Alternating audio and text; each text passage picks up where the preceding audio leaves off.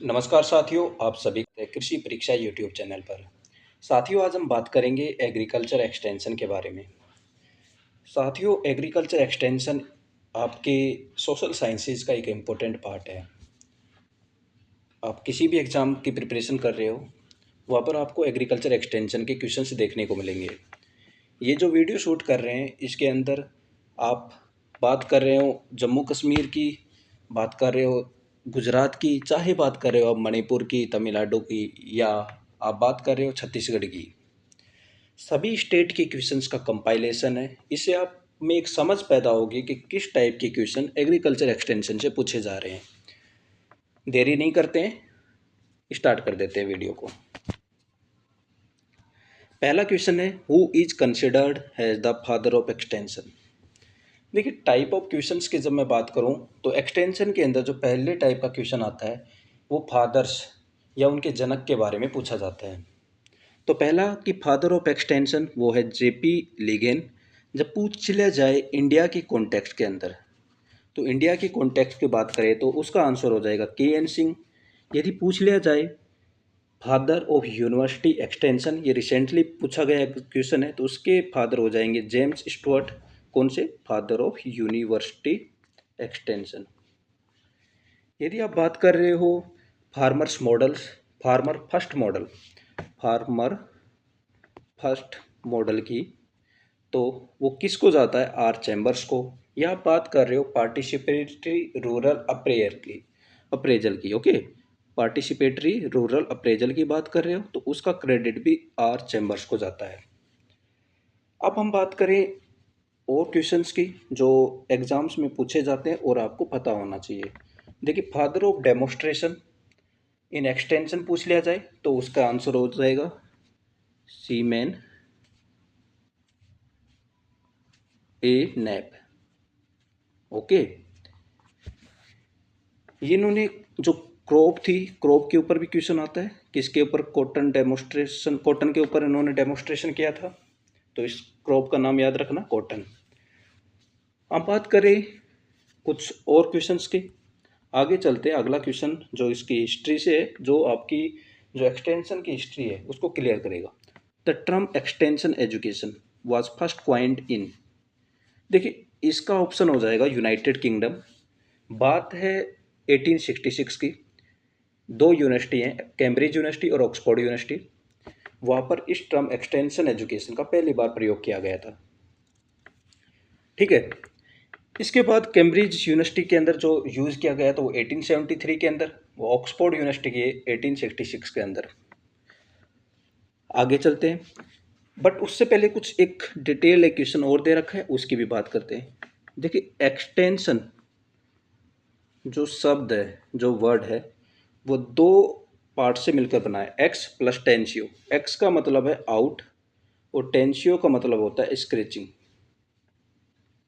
ठीक है।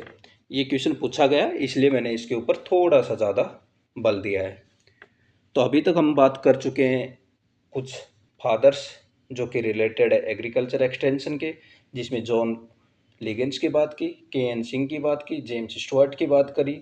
इसके साथ साथ हमने ए सीमेन ए नैप की बात करी, ठीक है। अब आगे चलते हैं। अब कहते हैं कि who is the father of sociology. इसके आंसर हो जाएगा अगस्ते कोमते, ठीक है। ऑगस्ते कोमते इसका राइट ऑप्शन हो जाएगा। बट इसके साथ साथ हमको बात करनी है वॉर हीज की, जिन्होंने जो स्पेसिफिकली जो टर्म है एक्सटेंशन उसको क्वाइन किया था। Who coin the term extension? Coin, इसका करेक्ट ऑप्शन हो जाएगा आपका वॉर हीज। और ये कहा हुआ था, ये यूनाइटेड किंगडम के अंदर हुआ था। हमने सीमेन एनएप की बात कर चुके हैं जो कि रिलेटेड है मेथड डेमोस्ट्रेशन से। अब लास्ट ऑप्शन जो कि इडगेर कौन है, यहाँ से भी क्वेश्चन पूछा गया है त्रिपुरा एग्रीकल्चर ऑफिसर के अंदर, और इन्होंने दिया था कौन ऑफ एक्सपीरियंस। आगे वाले क्वेश्चंस के ऊपर चलते हैं। अब देखिए, कुछ लैंग्वेज होती है जिसमें लैटिन या Greek language, French language, Arabic, यहाँ से क्वेश्चन पूछा जाता है कि पार्टिकुलर जो टर्म है वो किस लैंग्वेज से ड्राइव्ड है। तो term education is derived from Latin word. जो कि एडुकेयर का मतलब होता है टू रियर या टू ब्रिंग अप। ठीक है। देख एजुकेशन होता है क्या है कि पार्टिकुलरली एक पर्सन होता है to bring desirable changes in the human behaviour और बाय नॉलेज, बाय स्किल और बाय एटीट्यूड, उसे एजुकेशन कहा जाता है। और एक्सटेंशन एजुकेशन पूछ लिया जाए तो जो कोट मैं आपको टू द पॉइंट कर रहा हूँ उस बातों के ऊपर ध्यान दीजिए कि extension education to teach the people how to think, not what to think. कैसे सोचना है, ये नहीं कि क्या सोचना है। ओके, ये बात रही। इसके बाद बात करें एक्सटेंशन, जो कि एक आल्सो एक लैटिन भाषा से ड्राइव्ड शब्द है। एजुकेशन की मैंने ऑलरेडी बात कर चुका हूँ। इसके बाद एंटरप्रेन्योर, जो कि फ्रेंच भाषा, फ्रेंच लैंग्वेज से ड्राइव्ड आपका वर्ड है, इसलिए ये इम्पोर्टेंट होता है। ये पूछा गया है कि जो एंटरप्रेन्योर जो शब्द है ये किस भाषा से ड्राइव्ड है। कम्युनिकेशन, जो कि लैटिन भाषा का शब्द है, जो कि बना है कॉमनिस। कॉमनिस का मतलब कॉमन, मतलब एक कॉमन प्लेटफॉर्म पर आना आपका जो सोर्स है, जो स्पीकर है और रिसीवर को। आगे चलते हैं। Which of the following statement are correct regarding the agriculture extension education. देखिए एग्रीकल्चर एक्सटेंशन एजुकेशन, अब देखिए जो एजुकेशन होती है या तो इनफॉर्मल फॉर्म में होगी या वो फॉर्मल होगी या नॉन फॉर्मल होगी। पहली बात जो क्वेश्चन पूछ लिया जाता है कि जो एग्रीकल्चर एक्सटेंशन है इन तीनों में से किसका पार्ट है, तो आप याद करके रखिए वो है नॉन फॉर्मल एजुकेशन का। अब इनफॉर्मल एजुकेशन क्या होता है, जब आप लाइफ लॉन्ग प्रोसेस से कुछ सीखते हैं उसे कहते हैं इनफॉर्मल एजुकेशन। फॉर्मल एजुकेशन क्या है कि ऐसी एजुकेशन जो सिक्वेंशियल है, ऐसी एजुकेशन जो कि सब्जेक्ट सेंटर्ड है, सब्जेक्ट ओरिएंटेड है, कोरिकुलम ओरिएंटेड है, जिसके अंदर हियरार्किकली ओरिएंटेड है, ऑटो ऑथोरिटेरियन है। ओके, ये कुछ इसके जो की पॉइंट्स है ये आपको याद रखने हैं। जो नॉन फॉर्मल एजुकेशन होती है, नॉन फॉर्मल आपकी हमेशा नीड बेस रहेगी, ये हॉरिजेंटल लर्निंग रहेगी, नीड बेस रहेगी, ए टू वे प्रोसेस रहेगी, फ्लेक्सिबल रहेगी, इसके साथ साथ प्रॉब्लम ओरिएंटेड रहेगी। ये सारी जब बातें की जाएंगी तो वो कौन सी एजुकेशन है, नॉन फॉर्मल। और एग्रीकल्चर एक्सटेंशन आपकी नॉन फॉर्मल एजुकेशन है।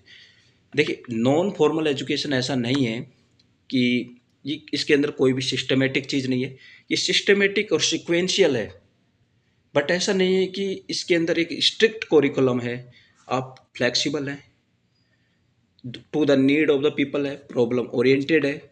ओके, ये परफॉर्म की जाती है एक्सपर्ट्स जो स्किल है जिनके पास। ओके, आगे चलते हैं। The goal of extension education, the goal of extension education is simply to promote the scientific outlook of the जो फार्मर्स हैं या जिनको हम स्किल दे रहे हैं उनको। ओके, देखिए एक पर्टिकुलरली ऑब्जेक्टिव होता है एक्सटेंशन एजुकेशन का कि पीपल को असिस्ट करना, उनमें एक लीडरशिप जो स्किल है वो प्रोवाइड करवाना, उनमें जो रिसर्च हम कर रहे हैं उसको डिसेमिनेट करना, पीपल्स के अंदर जो एक एटीट्यूड है, एक नॉलेज है, स्किल है, उसको ब्रिंग अप करना, उसको बूस्ट करना।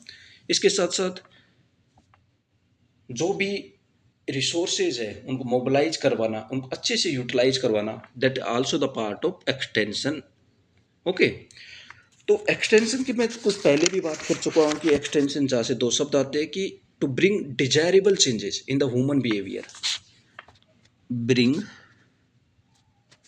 Desirable changes in human behavior through their attitude, in their skill, in their knowledge, attitude और skill। आगे चलते हैं।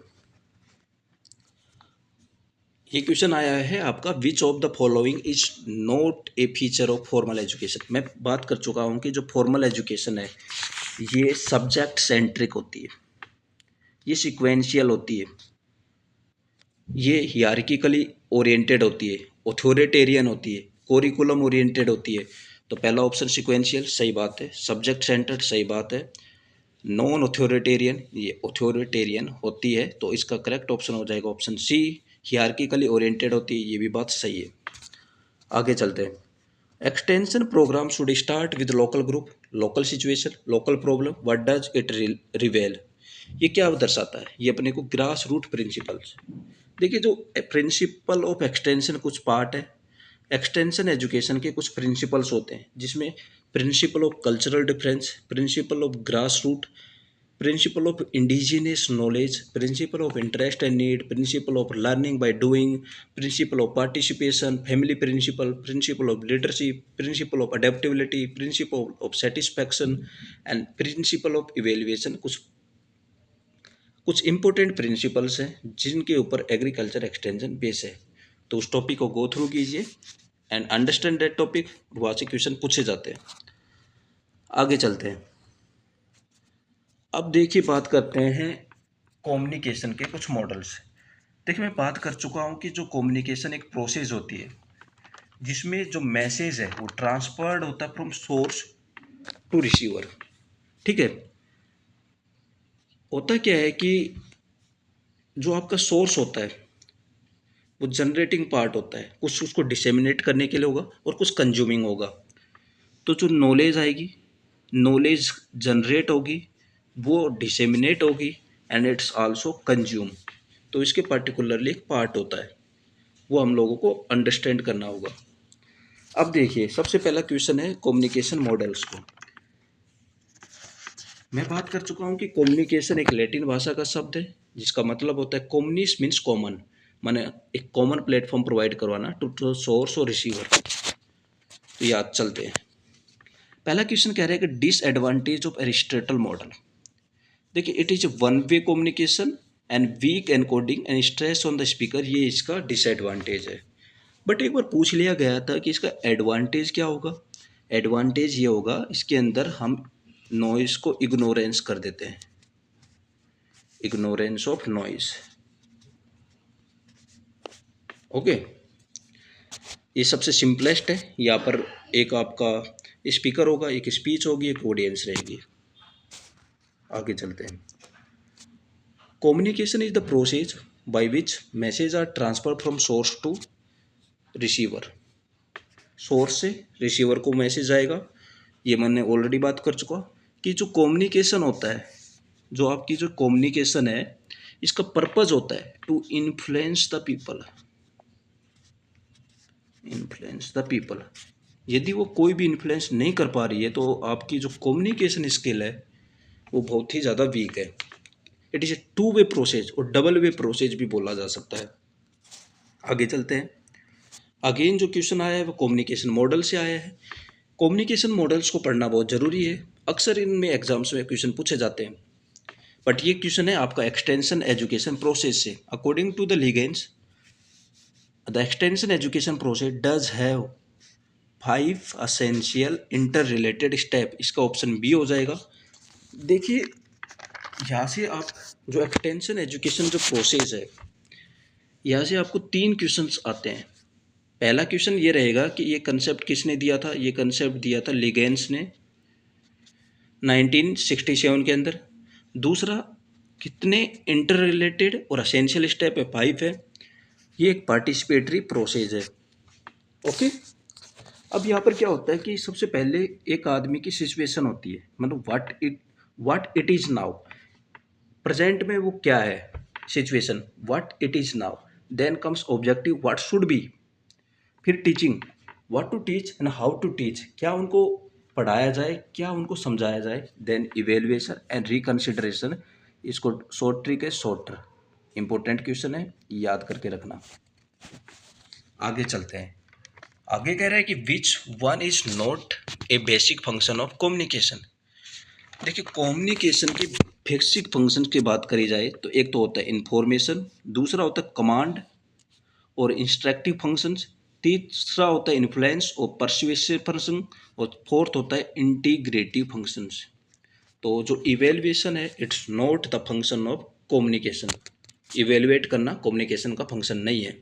वो आप इंफॉर्मेशन का आदान प्रदान, कोई आदमी आपको कमांड दे रहा है, कोई आदमी आपको इन्फ्लुएंस कर रहा है, या इंटीग्रेटिव जो फंक्शंस हैं, that the functions of communication. आगे चलते हैं।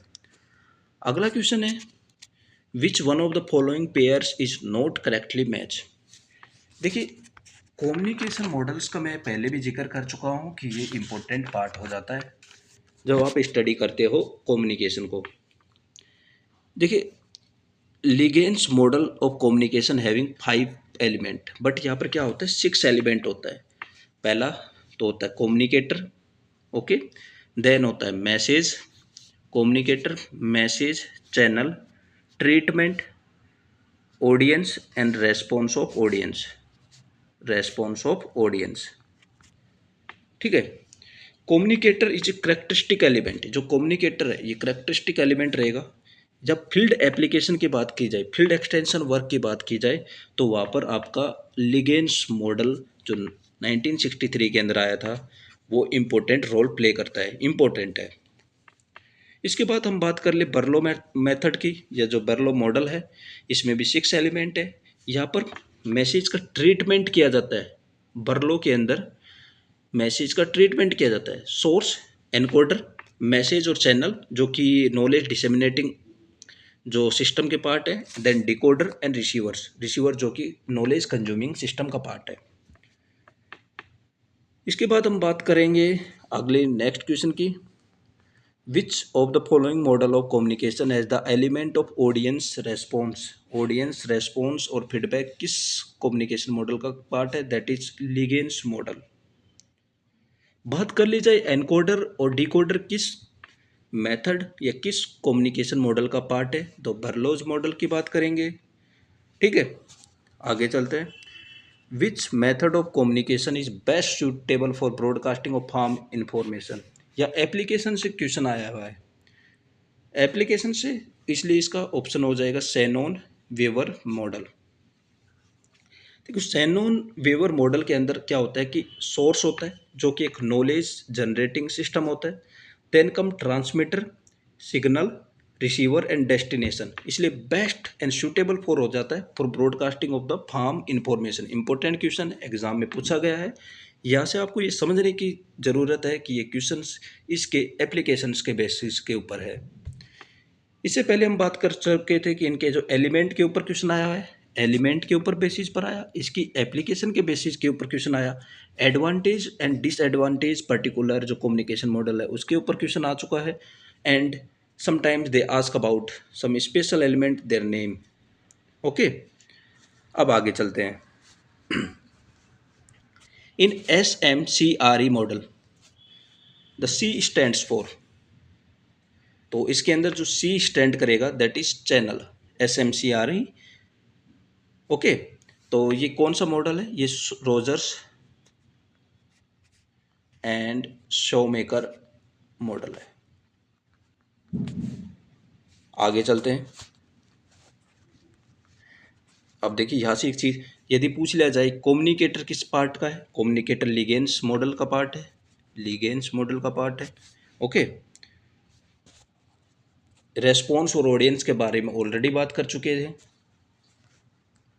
विच communication model best application to the field extension work, best application to the field extension work, क्योंकि जब हमने कोई भी मेथड या कोई भी प्रैक्टिस एक फार्मर को बताया, ही विल अप्लाई इट, इसके बाद उसका जो रेस्पॉन्स है, रेस्पॉन्स ऑफ ऑडियंस बहुत ज़्यादा इंपॉर्टेंट हो जाता है।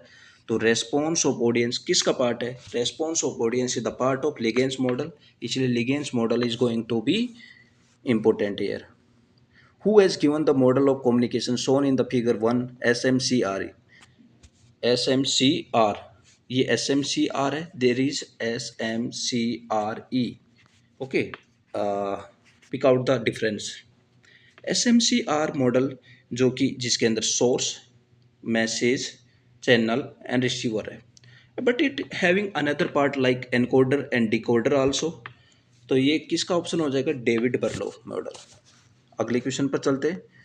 The principle of extension education is, the principle of extension education is learning by doing, सीखना करके। Who is known as the father of extension in the context of India? We already discussed about it, so we are not going to be discussed here. According to the Liggins 1961, the element of effective learning, ठीक है। Affective learning के लिए क्या क्या elements की अपने को ज़रूरत है, इससे एक इम्पोर्टेंट क्वेश्चन छत्तीसगढ़ आरयू के अंदर पूछा गया था कि जो इफेक्टिव लर्निंग का जो की एलिमेंट है, इम्पोर्टेंट एलिमेंट, वो कौन है? लर्नर। जब लर्नर नहीं रहेगा तो whatever the teacher is there, what is the physical facility is there, what is the teaching material is there, subject matter is there, no matter. ठीक है। अब अफेक्टिव लर्निंग, लर्निंग क्या होती है? लर्निंग क्या होती है कि प्रोसेस होती है by which individual through their owns efforts, खुद के efforts, owns efforts, ability to change the behaviour, खुद के एफर्ट से that have ability to change the behaviour, उसे लर्निंग कहते हैं। Okay, it is explain by the Leagans. तो इसका करेक्ट ऑप्शन हो जाएगा teacher, learner, subject matter, physical facilities and teaching methods. Next question पर चलते हैं। देखिए, एक चीज़ आपको समझने की ज़रूरत है, जब हम अफेक्टिव लर्निंग की बात कर रहे हैं तो हम किस चीज़ की बात कर रहे हैं? हम पर्पजफुल लर्निंग की बात कर रहे हैं, क्योंकि ये क्वेश्चन पूछा गया है इसलिए मैं थोड़ा इसके ऊपर जोर दे रहा हूँ। पर्पजफुल लर्निंग की बात कर रहे हैं जिसके अंदर maximum number of sense use हो रहे हैं, उसकी बात कर रहे हैं। चैलेंजिंग या सेटिस्फाइंग होनी चाहिए, फंक्शनल होनी चाहिए, अंडरस्टैंडिंग या अंडरस्टैंडेबल होनी चाहिए। आगे चलते हैं। नंबर 29 क्वेश्चन, 22 क्वेश्चन क्या कह रहे हैं कि which one of the following pair is not correctly match. तो देखिए, इंडिविजुअल कॉन्टैक्ट मेथड रहेगा या इसके साथ साथ आपका ग्रुप कॉन्टैक्ट या मास मेथड, जो कि कम्युनिकेशन के मेथड्स रहते हैं। जो इंडिविजुअल मेथड्स होता है वहाँ पर आपका इंटरपर्सनल रिलेशनशिप सेटअप होता है, या आप फेस टू फेस किसी से बात कर सकते हैं। जहाँ quantum of feedback very high होता है बट टाइम कंज्यूमिंग होता है। तो individual contact, personal letter is the part of individual contact. इसके साथ साथ जैसे farm and home visit, telephone calls, official letters, farm clinics, and one important जहाँ से अक्सर क्वेश्चन पूछा जाता है, मिनी किट ट्रायल। ठीक है, मिनी किट ट्रायल क्या है कि मेंटेनेंस ऑफ रिकॉर्ड, जब स्मॉल साइज प्लॉट्स में ऑब्जर्वेशन लिया जाता है बट हैविंग वाइड जियोग्राफिकल, उसे कहते हैं मिनी किट ट्रायल, जो स्टार्ट हुए थे, जहाँ से क्वेश्चन पूछा है 1971 के अंदर। Then group contact campaign, campaign is not a group contact, group contact के अंदर 25 से 30 पीपल्स मैक्सिमम होने चाहिए। मोर देन 30 हो जाते हैं that will comes under the mass method. Okay, and again group contact, field trips या फार्मर्स डे या study tour, meeting, symposium, lecture, flannel graphs, method demonstration और result demonstration. Result demonstration and method demonstration are the part of group methods. Okay, याद करके रखना। अगला question है, which of the following is not a method of group communication. Demonstration है जिसके अंदर दोनों आ जाते हैं, रिजल्ट और मेथड। इसके साथ फैनल ग्राफ्स है, सिंपोजियम है, बट सर्कुलर लेटर्स, जो सर्कुलर लेटर्स जिसकी बात हम कर रहे हैं, डेट इज मास मेथड, जहाँ पर लार्ज ऑडियंस होती है। आगे चलते हैं। Which of the following is method of group contact. Same question पूछा जा रहा है और ये इंपॉर्टेंट पार्ट है उड़ीसा डब्ल्यू एग्जाम के अंदर, जब असिस्टेंट एग्रीकल्चर उड़ीसा एग्जाम के अंदर पूछे जाते हैं, ये तो इसी टाइप के क्वेश्चन वहाँ पर पूछे जाते हैं। Which of the following is the method of group contact, that is tours, personal letter, office call and farm visit, these about 3 are part of individual method. आगे चलते हैं 25 क्वेश्चन के ऊपर। The extension education basically produce, that is change in human behaviour and to teach people how to think, not what to think, इसलिए option number 4 is correct here. आगे चलते हैं।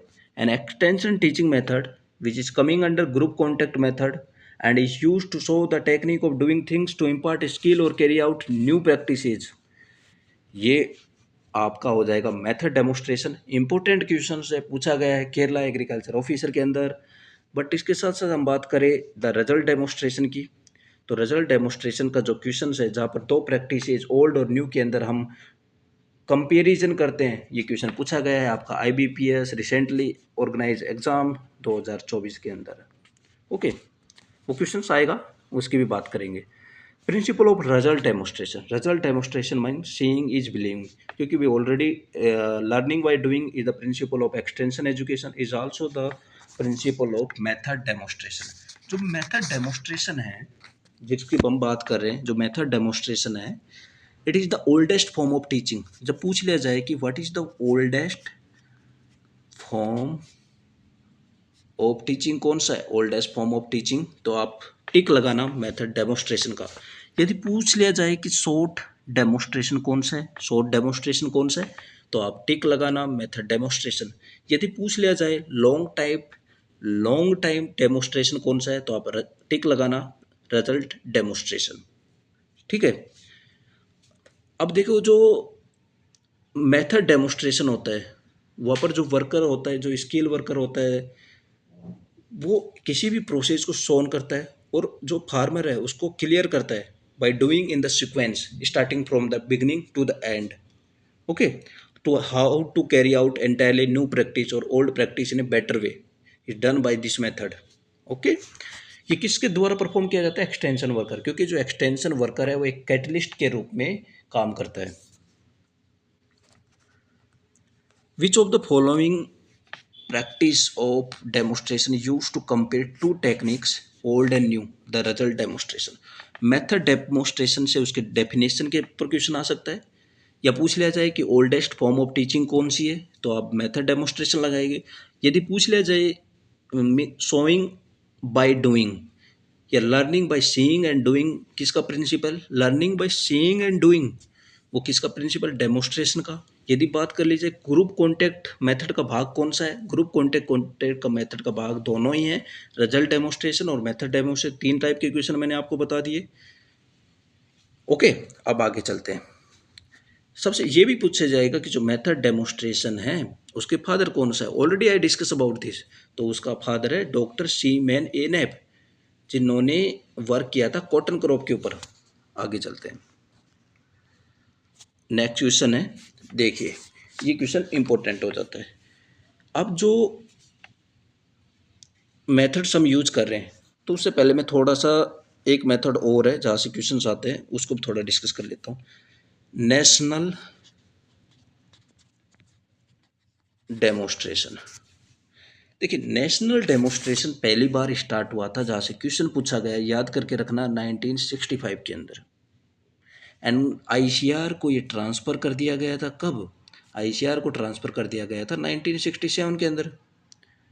जैसे फर्स्ट लाइन डेमोस्ट्रेशन है या hybrid high yielding variety programme है, सब किसके पार्ट है, नेशनल डेमोस्ट्रेशन, क्योंकि मेथड एंड रिजल्ट कम्युनिकेशन, जो मेथड डेमोस्ट्रेशन और रिजल्ट डेमोस्ट्रेशन, इनका कंपोजिट फॉर्म है ये। आगे चलते हैं, अब बात करते हैं इस क्वेश्चन की। क्वेश्चन कह क्या रहा है, क्वेश्चन इज अबाउट कुछ ऑडियो ऐड दे रखी है, कुछ प्रोजेक्टेड विजुअल ऐड दे रखी है, non project visual add and audio visual add. Communication को बेहतर करने के लिए अपने पास कुछ ऑडियो एड्स होती है, जैसे टैप रिकॉर्डर हो गया, टेलीफोन हो गया, या पब्लिक एड्रेस सिस्टम हो गया। ठीक है। देखिए, आकाशवाणी की जब हम बात करते हैं, हम ऑलरेडी आपने सुना होगा आकाशवाणी, जो कि स्टार्ट हुई थी 1936 के अंदर, क्वेश्चन पूछा गया है। या दूरदर्शन की बात करूँ, दूरदर्शन 1 अप्रैल 1976 के अंदर। ठीक है।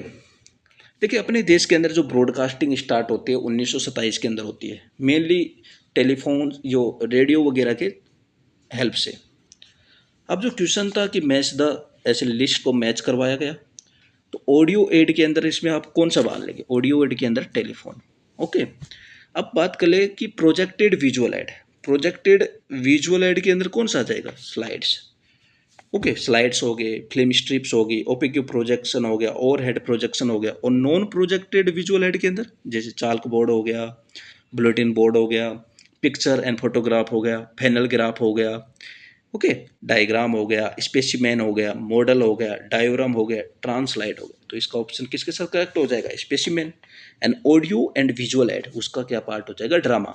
जैसे ड्रामा हो गया, पुपेट शो हो गया, टॉकिंग डॉल हो गया, ओके, जैसे सिनेमा वगैरह हो गया, वीडियो हो गया, वो सब पार्ट है audio visual add, important part है आपके एग्जाम में, यहाँ से क्वेश्चन पूछे जाते हैं। अगला क्वेश्चन है कि in the process of communication which of the following is audio add.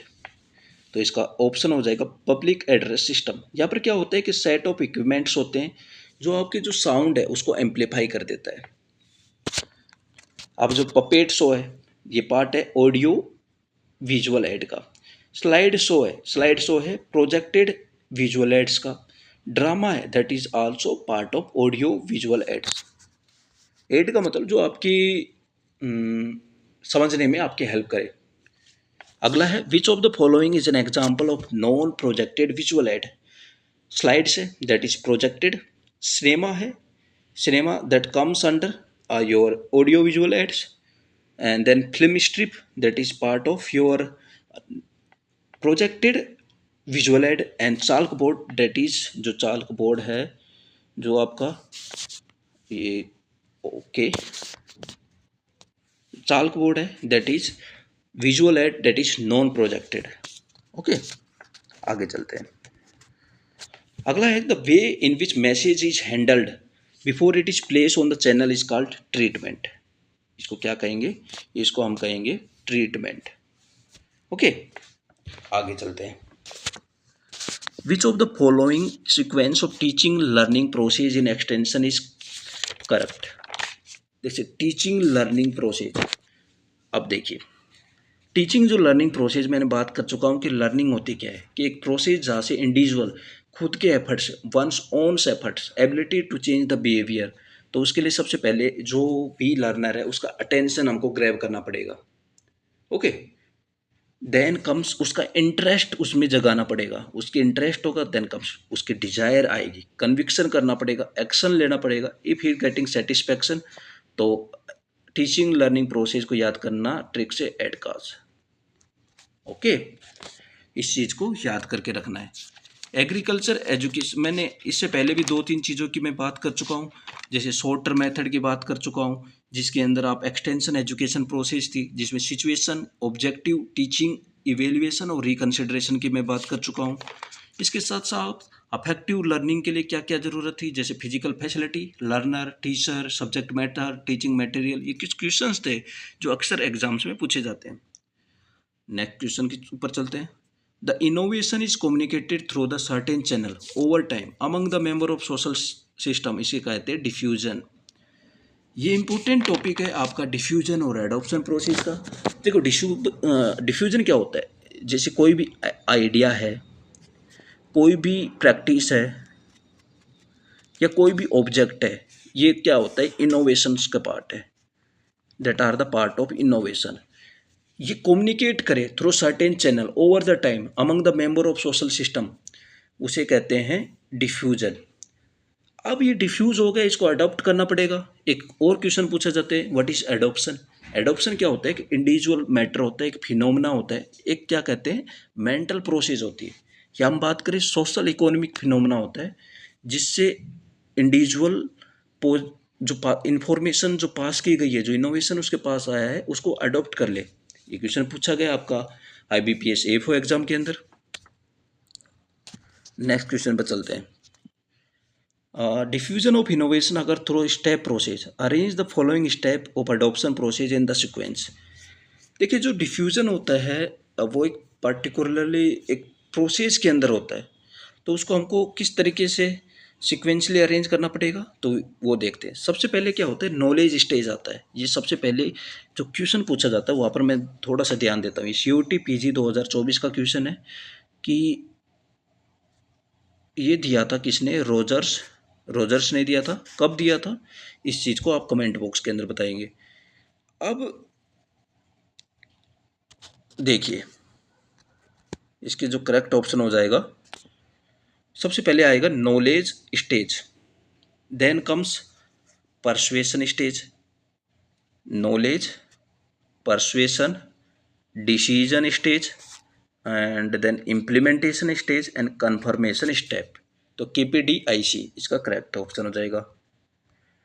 अगला क्वेश्चन है the correct sequence of innovation, decision process और adoption process. Innovation, decision process और अडॉप्शन प्रोसेस, तो 5 स्टेज होती है अडॉप्शन प्रोसेस की। कौन कौन सी 5 स्टेजेज है, एक तो होती है आपकी awareness, interest, evaluation, trial and adoption. इसकी ट्रिक हो जाएगी ईटा ईटा। ओके, इंपॉर्टेंट क्वेश्चन है जो आपको याद करके रखना होगा। ओके, तो 5 stages of adoption process.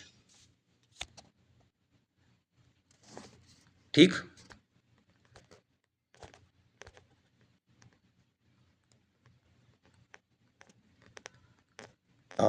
Next question number 37।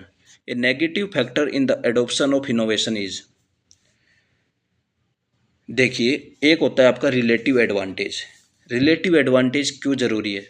Suppose आप किसी ओल्ड प्रैक्टिस को परफॉर्म कर रहे हैं and then comes in new practice, तो आप उस प्रैक्टिस को क्यों अडॉप्ट करेंगे? उसका क्या एडवांटेज है प्रीवियस वन के ऊपर? तो रिलेटिव एडवांटेज होना चाहिए, वो उससे बेहतरीन होनी चाहिए जो आपकी ओल्ड प्रैक्टिस है उससे। The degree to which an innovation is perceived as better than idea it is introduce previously. Okay, तो ये इसकी डेफिनेशन थी। इसके बाद कंपेटिबिलिटी होनी चाहिए, ट्रायलेबिलिटी होनी चाहिए, ऑब्जर्वेबिलिटी होनी चाहिए, प्रिडिक्टेबिलिटी होनी चाहिए। अभी फार्मर को आपने दे दिया और वो उसका प्रिडिक्ट ही नहीं कर पा रहा है, अनसर्टेन रिजल्ट आने के तो अडॉप्ट नहीं करेगा। उसका जो इल्ड है या प्रैक्टिस का जो रिजल्ट है वो ऑब्जर्वेबिलिटी होनी चाहिए, ऑब्जर्व कर पाने वाला होना चाहिए। इसके साथ उसको इवेलुएट करने वाला होना चाहिए। ओके, देन इसका नेगेटिव फैक्टर कौन सा होगा? कॉम्प्लेक्सिटी। ये इसका नेगेटिव फैक्टर है। ये क्वेश्चन पूछा गया है IBPS AFO 2023 के अंदर। क्वेश्चन नंबर 38 पर चलते हैं। 38 देखिए, जो एडॉप्शन प्रोसेस होती है, इनोवेशन एडॉप्शन प्रोसेस, कुछ होते इनोवेटर्स जिसे वेंचरसम कहते हैं, कुछ होते अर्ली एडॉप्टर्स जिसे रेस्पेक्टेबल बोलते हैं। ये क्लासिफिकेशन दी गई थी हेम्बर्स के द्वारा। ये क्वेश्चन पूछा गया है मेघालय एग्रीकल्चर ऑफिसर से। तो innovator also known has, innovators को क्या बोला जाता है? Innovators also known as venturesome. और percentage of early adopters, early adopters की जो परसेंटेज कितनी रहेगी? 13.5। Okay, respectively. ओके, तो आई थिंक ये गलत जगह इसका ऑप्शन लगा हुआ है। तो जो इनोवेटर्स होते हैं वो 2.5% होते हैं और वो वेंचरसम होते हैं। और इसका ऑप्शन हो जाएगा अपना 3, क्योंकि इनोवेटर्स 2.5% होते हैं, दैट इज वेंचरसम होते हैं। अर्ली अडॉप्टर 13.5% होते हैं and they are respectable. And late majority 34% होती, those are sceptical. And laggards जो कि 16% होता है, that is are traditional. Question number 39 के ऊपर चलते हैं। Dash dash they adopt new ideas just before average member of the community and deliberate in the action. इस क्वेश्चन का ऑप्शन हो जाएगा अर्ली मेजोरिटी, जो कि डेलिब्रेट होते हैं। अब इसका जो मैच द कॉलम है, इनोवेटर 2.5% जो कि वेंचरसम होते हैं, अर्ली अडॉप्टर 30.5%, रेस्पेक्टेबल या डिलिब्रेट जो कि अर्ली मेजोरिटी होती है 34%, स्केप्टिकल जो कि लेट मेजोरिटी 34%। या बात कर ली जाए लेगार्ड्स की, जो कि ट्रेडिशनल होते हैं, जो सस्पिशियस नेचर के होते हैं। जब कोई भी इनोवेशन आता है या कोई भी इनोवेटर होता है, कोई भी चेंज होता है, उसके प्रति जो सस्पिशियस नेचर रखे उसे लेगार्ड बोलते हैं। तो इसका सही ऑप्शन हो जाएगा अर्ली मेजोरिटी। क्वेश्चन नंबर 40 के ऊपर चलते हैं। 40 नंबर क्वेश्चन कह रहा है कि reading the newspaper is which level of communication. देखिए, कम्युनिकेशन या तो इंटरपर्सनल हो सकती है, इंट्रापर्सनल हो सकती है। तो न्यूज़पेपर को पढ़ना इंट्रापर्सनल पर्सनल कम्युनिकेशन के अंडर आएगा। अगला क्वेश्चन कह रहा है कि is a dash dash is a physical bridge between sender and receiver. जो फिजिकल ब्रिज का काम करेगा वो चैनल का काम करेगा, और किसी भी चीज़ को एक प्रकार से ट्रीटमेंट देना या उस चीज़ को बेहतरीन करना एनकोडर या डिकोडर काम करेगा। नेक्स्ट क्वेश्चन के ऊपर चलते हैं। Question number 42। Extension education process which involves 5 essential interrelated steps arrange this in logical order. ये रिपीट हो गया है and we already discuss about it. Situation कि पर करंट में उसकी सिचुएशन कैसी है, देन कम्स ऑब्जेक्टिव, वो कैसा होना चाहता है, टीचिंग, जैसा वो बनना चाहता है उसको किस प्रकार के ज़रूरत है या किस प्रकार की रिक्वायरमेंट है। Then comes evaluation, if something is not good then we also go for reconsideration. तो इसकी ट्रिक हो जाएगी शॉर्टर। नेक्स्ट क्वेश्चन की बात करें, what is the step of the process of extension programme planning. Programme planning is इसके particularly 9 step होते हैं जिनकी हम बात करेंगे। तो सबसे पहले इसमें पूछा गया है कि जो लास्ट स्टेप है वो कौन सा है। Last step point to point हर स्टेप की बात कर ले जाती है। सबसे पहले जो फर्स्ट स्टेप होता है वो होता है कलेक्शन ऑफ फैक्ट। पहला जो स्टेप होगा वो कलेक्शन ऑफ फैक्ट्स रहेगा। दूसरा analysis of the situation. Then third the classification of problems. Fourth the determination of the objective and the goals. Five developing the plan of work calendar of operation. And six the follow through plan of the work and calendar of the operation. And seventh and the last the evaluation of the progress. तो इसका सही option हो जाएगा option number 3। But if they ask what is the first step of process of extension program planning, so we should tick the collection of fact। it's already asked this question। ठीक है, देखिए plan क्या होता है कि usually किसी भी चीज़ को शेड्यूल करना, किसी भी काम को कब करना है, क्या करना है, क्यों करना है, हाउ कैसे करना है, ये सारे जो चीज़ें आती है प्लान के अंदर आती हैं। अब प्रोग्राम प्लानिंग की बात करें तो प्रोग्राम क्या होता है, एक ओवरऑल या लॉन्ग रेंज शेड्यूल होता है या कोई ब्रॉड आउटलाइन होती है। अब दोनों चीज़ों को हम जब मिला देते हैं प्रोग्राम और प्लानिंग तो क्या होता है, एक कंटिन्यूस सीरीज ऑफ एक्टिविटीज़ बन जाती है जो कि एक डेवलपमेंट को लीड करती है, जिसके अंदर एक डेफिनेट प्लान होता है, डेफिनेट ऑब्जेक्टिव होता है, उस ऑब्जेक्टिव को हमको पहुंचना होता है। That comes under the programme planning. तो जो एक्सटेंशन प्रोग्राम है वहाँ पर पर्टिकुलरली कोई स्टेटमेंट होती है, कोई ऑब्जेक्टिव होती है, कोई प्रॉब्लम होती है, कोई सॉल्यूशन कम आता है। तो एक रिलेटिवली एक परमानेंट सिचुएशन देने के लिए एक्सटेंशन प्रोग्राम्स आते हैं। इनका कुछ पर्टिकुलरली गोल होता है, कोई ऑब्जेक्टिव होता है, कोई एम होता है। गोल क्या होता है कि किसी भी पर्टिकुलर डिस्टेंस के ऊपर जो हम जाना होता है, एक पर्टिकुलर डायरेक्शन देना, वो गोल का पार्ट होता है। या ऑब्जेक्टिव क्या होता है, किसी भी चीज़ की एंड है, उसकी तरफ हमारा जो एक्सप्रेशन है, हमारे जो एफर्ट्स उस तरफ लग रहे हैं उसको क्या कहेंगे, ऑब्जेक्टिव। तो क्वेश्चन सिंपली आप जो steps in the programme planning है यही से क्वेश्चन पूछा जाएगा। पहला क्वेश्चन तो ये रहेगा कि पहला स्टेप कौन सा रहेगा, कलेक्शन ऑफ फैक्ट। लास्ट वाला कौन सा रहेगा, evaluation of the progress.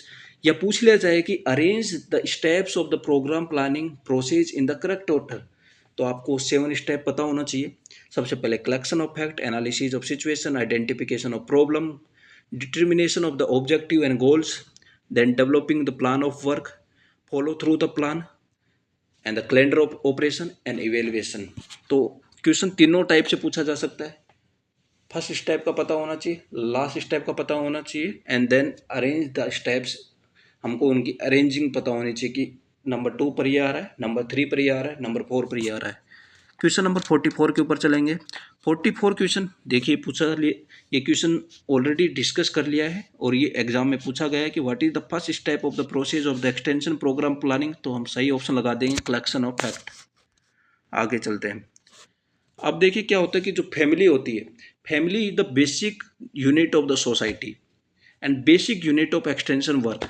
Family is example of, family कैसे ग्रुप का एग्जाम्पल है, it is the part of primary group. One is the primary group, another is the secondary group. जहाँ से 1-to-1 contact रहे, डायरेक्ट अप्रोच रहे, वो primary groups के अंदर आते हैं। आगे चलते हैं। अगर जो नेक्स्ट क्वेश्चन है वो कह रहा है कि Indian type family characterize by. जो इंडियन टाइप फैमिली होती है वो कौन सी गुइनस होती है, means they are related by blood, they are sibling, they are interrelated. तो इसका ऑप्शन नंबर 1 सही हो जाएगा। देखिए जो फैमिली होती है किसी भी चीज़ में, वो एक रूरल जो सोसाइटी होती है उसके अंदर एक प्रोडक्शन यूनिट होती है। ये बेसिक यूनिट ऑफ सोसाइटी भी बोल सकते हैं, या इसके साथ साथ हम ये भी बोल सकते हैं कि जो प्रोडक्शन के अंदर या जो फंक्शनल यूनिट है वो भी फैमिली होती है एक सोसाइटी के अंदर। Society is divided based on the caste and religious, वो जो इसके डेमोग्राफी को डिसाइड करते हैं। तो अगला जो क्वेश्चन है कि dash dash is the science of human relationship, वो होती है सोशियोलॉजी। देखिए जो रूरल सोशियोलॉजी होती है वो साइंस ऑफ रूरल सोसाइटी होती है। ये एक प्रकार की वेब होती है या टिश्यू ऑफ ह्यूमन रिलेशनशिप भी हम इसको बोल सकते हैं। वो इसलिए यहाँ से जो क्वेश्चन पूछे जाते हैं, पहला क्वेश्चन तो यही पूछ लिया जाए क्या, who is the father of rural sociology, या सोशियोलॉजी के फादर कौन है, ऑगस्टे कोमेटे इसके फादर है। ठीक ठीक है। इसके बाद जो रूरल पीपल्स होते हैं इसके अंदर एक उनकी क्या प्रॉब्लम्स है, उनकी क्या नीड है, उनका क्या बिहेवियर है, क्या एटीट्यूड है, उनकी बात करते हैं। 48 क्वेश्चन के ऊपर चलते हैं। लीडर के ऊपर क्वेश्चन आता है।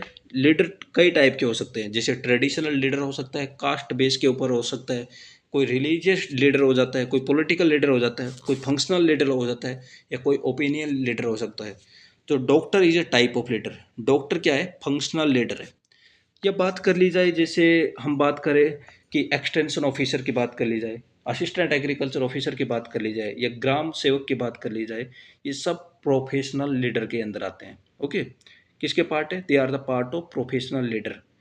क्योंकि जो एक्सटेंशन ऑफिसर है या they are the change agent, they are the catalyst. आगे चलते हैं। Who use the term extension first time, already discuss about this, option 1 is इसका सही आंसर हो जाएगा। Question number 50। क्वेश्चन नंबर 50 पूछा गया है, word entrepreneur is derived from, तो ये राइट स्टेटमेंट है, फ्रेंच वर्ड से। इसके बाद the word entrepreneur first use in, ये होता था किसके द्वारा किया गया था, रिचर्ड कैंटिलोन 1755 के अंदर, ये भी सही बात है। इससे पहले मैंने बात कर चुका हूँ कि जो वर्ड एंटरप्रेन्योर, इससे पहले जो एक्सटेंशन वर्ड था वो किसके द्वारा था, वो एक्सटेंशन था वॉर हीज के द्वारा। क्वेश्चन पूछा गया है, entrepreneur is past oriented and risk avoider, entrepreneur is future oriented and risk taker। 51 question, entrepreneurs that are very much skeptical in their approach in adopting or innovating new technology in their enterprise, उसे कहते हैं Fabian. ठीक है, इस चीज़ को भी ध्यान रखना है। एंड लास्ट जो क्वेश्चन है इसकी बात मैं ऑलरेडी कर चुका हूँ कि farmer first model was put forwarded by Robert Chamber, where the main mode of extension in farmer first model is the farmer to farmer. देखो ये फार्मर टू फार्मर, यहाँ से भी क्वेश्चन पूछा गया है। क्वेश्चन ये भी पूछा गया है कि फार्मर फर्स्ट मॉडल है किसने पुट फॉरवर्ड किया था, वो था रॉबर्ट चैम्बर ने। ये 52 क्वेश्चन से पार्ट 1 है। यहाँ पर पार्ट 1 का दी एंड होता है। पार्ट 2 के अंदर हम डिस्कस करेंगे जो लेफ्ट आउट क्वेश्चंस हैं एग्रीकल्चर एक्सटेंशन की, जिसके अंदर एंटरप्रेन्योर, रूरल सोशियोलॉजी या एक्सटेंशन प्रोग्राम्स के क्वेश्चंस हैं। तो तब तक के लिए धन्यवाद। जय हिंद।